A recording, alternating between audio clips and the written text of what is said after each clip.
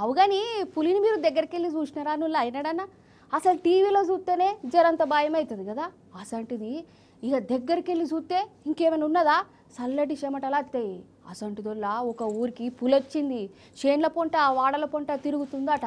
మరి అది ఎవరింటికి పోదామని చూస్తుంది ఆ ఊరికి ఎందుకు వచ్చింది ఏంది కథ అరుచుకుందాం రారి ఇప్పుడు మనం నల్గొండ జిల్లా చొల్లేడు ఊర్లో ఉన్నాముల్లా ఊరి దిక్కు నజరేయురి మీరు అగో ఎవ్వరు బయటికి అత్తలేరు కదా చుప్చాప్గా ఇంట్లోనే ఉన్నారు ఎందుకంటారా పులి తిరుగుతుందట కాదు వీళ్ళ ఊరి దిక్కు చూసిరట ఫోన్ల రికార్డింగ్ కూడా పెట్టిరట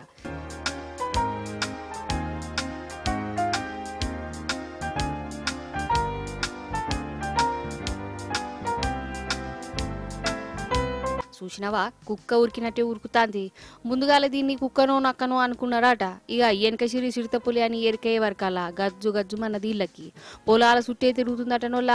ఏ ఆలకి ఎవరింటికి అత్తదని గజ్జు బజ్జు అంటురు మరి అందుకే దర్వాజాలు బంద్ పెట్టుకొని ఇంట్లోనే ఉంటురు జనాలు ఇక అడవి ఆఫీసర్లకు చెప్తే వాళ్ళు ఆ పులిని దొరకబట్టే పండ్ల పడ్డారట అది మాత్రం వీళ్ళతోని జాగుడు మూతలే ఆట ఆడుతూ అందునోళ్ళ ఇక ఆ పులి ఎన్నడు దొరకాలి మేం భయం లేకుండా ఎట్లా పనులు చేసుకోవాలి అనుకుంటా ఊరోళ్ళు కంటి మీద కునుకు లేకుండా భయపడుతురు ఇక్కడ గత 4-5 రోజుల కాంచి 5-6 రోజుల కాంచి ఒక పులి పరిస్థితిలో ఒకటి తిరుగుతుంటే దాన్ని మేము ఫస్ట్ గమనించడం జరిగినాక మాకు పత్తి తీయడం వచ్చిన అబ్బాయి ఒకడు గమనించిండు దాన్ని బట్టి మేము ఆలోచిస్తే ఇది పులి అనేటట్టుగా అనుకుంటే కొంతమంది ఆలకీలకు చెప్పడం జరిగింది మా చిలక పక్కల వాళ్ళకు పులి ఏందో ఇక కాకపోతే చూద్దాము ఇంకొక 2-3 రోజులు ఇంకో ఓలుకోలు కాపాడుతుంది కదా తర్వాత ఆలోచిద్దాం అనేటట్టుగా అనుకునేపాటికి మళ్ళీ నిన్న పత్తి వచ్చిన ఆలయాలు ఎవరికి పత్తి తీస్తుంటే వాళ్ళకు ఒకసారి టచ్ అయితే